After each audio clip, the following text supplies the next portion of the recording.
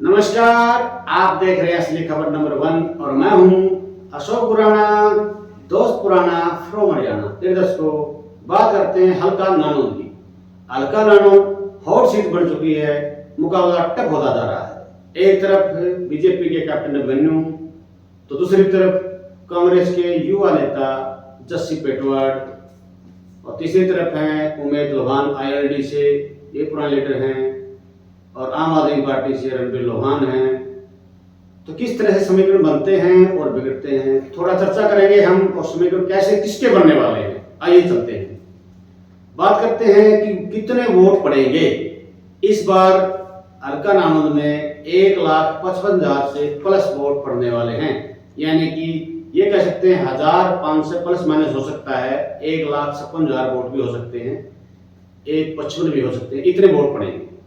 जबकि पिछली बार 1,53,000 वोट पड़े थे और जो कैंडिडेट खड़े थे उनमें पंडित राम कुमार गौतम और कैप्टन अभिमन्यु, इनके बीच ही मुकाबला रहा था, यानी कि त्रिशंकुीय मुकाबला नहीं था, त्रिकोणीय मुकाबला नहीं था। ऐसे में कैप्टन अभिमन्यु के 61,000 कुछ वोट आए थे और जो पंडित राम कुमार गौतम जी हैं उनके 73,000 प्लस वोट आए थे। और अदर कैंडिडेट थे जिनमें बलजीत सिसाए, जस्सी पेटवाड़ इस समय थे, और अदर जो 14-15 कैंडिडेट थे, सभी मिलाकर के 18,000 के अंदर ही रह गए थे, यानी त्रिकोणीय मुकाबला नहीं था। मुकाबला मतलब 2 में ही था, तभी जाकर के इस तरह से वोटों की जो संख्या थी भारी भरकम हो गई थी।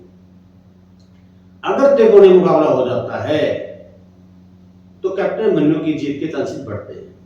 जिस प्रकार हम बात करें कि 2014 के इलेक्शन में वहां कैप्टन अभिमन्यु को मिले थे 49,000 कुछ वोट मिले थे, दूसरी तरफ डीएसपी राज को 45,000 प्लस वोट मिले थे, तो साथ में त्रिकोणीय मुकाबला बना रहे पंडित राम कुमार गौतम को 34,000 प्लस वोट मिले थे। तो कब होता है त्रिकोणीय मुकाबला? तब होता है जब अदर 30,000 से प्लस चले जाते हैं। तो अब की बार और उस समय जो वोट 2014 में 1,47,000 कुछ वोट पोल हुए, पिछली बार 1,53,000 हुए, और अब की बार जैसा मैं बता रहा हूं आपको 1,55,000 प्लस वोट होंगे। तो ऐसे में देखिए समीकरण कैसे बनता है। अगर उमेद लोहान हल्का नानो से 25,000 प्लस वोट निकाल जाते हैं और साथ में रणबीर लोहान अदर सभी मिलाकर के 35,000 प्लस चले जाते हैं, तो ऐसे में त्रिकोणीय मुकाबला हो जाता है।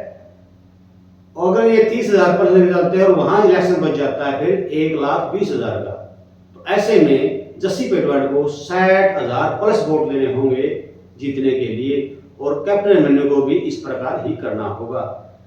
अगर ये संख्या और बढ़ जाती है तो ये 50,000 के आसपास इलेक्शन आ जाता है। इसको बोलते हैं त्रिकोणीय मुकाबला। और त्रिकोणीय मुकाबले में जो समीकरण खराब होते हैं वो बराबर के कैंडिडेट वाले होते हैं, जो आमने सामने होते हैं उनके समीकरण खराब होते हैं, न कि तीसरे के। तीसरा जो कैंडिडेट होता है जैसे उमेद लोहान है, ये इनके समीकरण खराब कर रहा है, न कि उमेद लोहान के कोई समीकरण खराब हो रहे हैं। जैसे जैसे इसका इलेक्शन बढ़ रहा है उसी प्रकार इसका लॉस सीधा सीधा कांग्रेस को हो रहा है, मतलब जस्सी पेटवाड़ को हो रहा है, न कि कैप्टन अभिमन्यु। अब आप देखिए समीकरण किस तरह से, यहां 1,55,000 की बात कर रहा हूं। अगर 20,000 तक उमेद लोहान 20,000 तक ही वोट दे पाते हैं, यानी 25,000 से कम रह जाते हैं, तो इसमें कोई फर्क ज्यादा पड़ने वाला नहीं है। जीत सीधी सीधी जस्सी पेटवाड़ की होने वाली है। ये मान लीजिए अगर 25,000 से कम रह जाता है तो जीत जस्सी पेटवाड़ की होगी, कम मार्जिन हो सकता है। अगर 25,000 से ज्यादा उमेद लोहान वोट ले लेता है, दम नेता है, पुराना नेता, हो सकता है 25,000 से प्लस चला जाए, तो इस ऐसे में अदर जो कैंडिडेट हैं जैसे आम आदमी पार्टी रणबीर लोहान है, आप मान के चलिए 4,000 से 7,000 के बीच वोट लेंगे कम से कम, और उसके अलावा दूसरे जो कैंडिडेट है अदर कैंडिडेट को 2,000 कोई 1,500 1,000 लेगा, अगर वो भी 4-5,000 वोट ले जाते हैं तो ऐसे में 35,000 से प्लस चला जाता है, तो वही त्रिकोणीय मुकाबला हो जाता है। अगर मैं जस्सी पेटवाड़ के समर्थकों के लिए अच्छी बात है फिलहाल कि इतना उमेद लोहान का इलेक्शन है जो इतना उठा नहीं है, उठने लग रहा है, ऐसा दिखाई दे रहा है हमें। अगर इलेक्शन और उठ जाता है और 30,000 प्लस चला जाता है तो खतरे की घंटी बज सकती है रसिक गढ़वाल के लिए, कोई बड़ी बात नहीं है।